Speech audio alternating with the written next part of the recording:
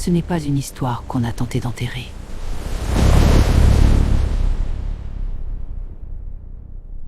Pendant longtemps, on a regardé l'océan Atlantique comme un simple horizon. Mais cet océan a une mémoire. Il se souvient des cris étouffés, des chaînes rouillées, des corps jetés à l'eau comme s'il n'avait jamais compté. Pendant plus de 4 siècles, il a avalé des millions de vies noires.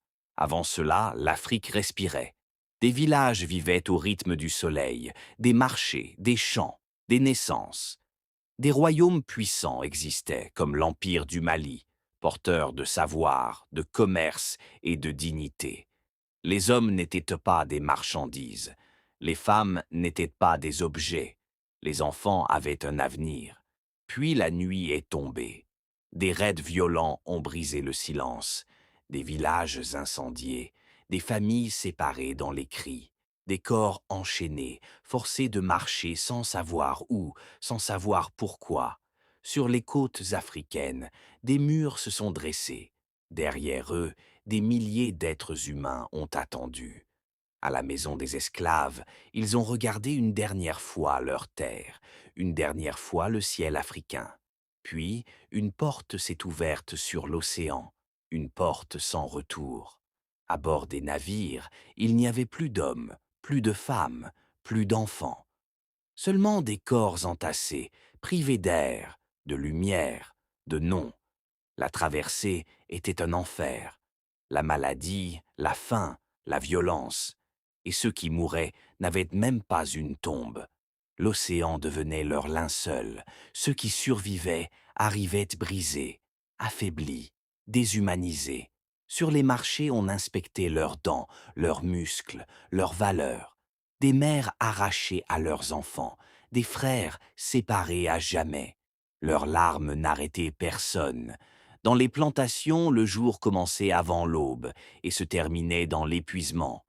Le fouet remplaçait la parole, la peur remplaçait l'espoir. Ils travaillaient sans salaire, sans droit, sans avenir. On leur interdisait d'apprendre à lire, car un esprit éveillé faisait peur. On leur faisait croire qu'ils n'étaient rien. Mais même dans l'obscurité la plus profonde, la dignité n'a jamais disparu. Certains apprenaient à lire en secret, d'autres s'enfuyaient la nuit guidés par les étoiles, et certains ont décidé de se battre.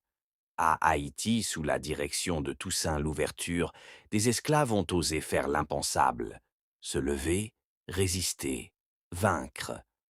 Pour la première fois dans l'histoire, des hommes que l'on disait inférieurs ont renversé une puissance coloniale.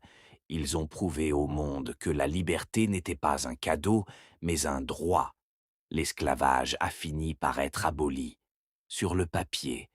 Mais les chaînes ont changé de forme. La ségrégation, le racisme, l'humiliation ont continué. La souffrance ne s'est pas arrêtée avec la liberté officielle. Et pourtant, la culture a survécu, la musique a survécu, la mémoire a survécu. Les descendants de ceux qu'on voulait effacer sont encore debout. Aujourd'hui, l'océan est calme, mais il n'a rien oublié. Il murmure encore les noms de ceux qu'on n'a jamais enterrés. Se souvenir, ce n'est pas rouvrir des blessures. Se souvenir, c'est refuser l'effacement. Ils ont voulu les briser. Ils ont échoué. Parce qu'un peuple qui se souvient ne peut jamais être réduit au silence.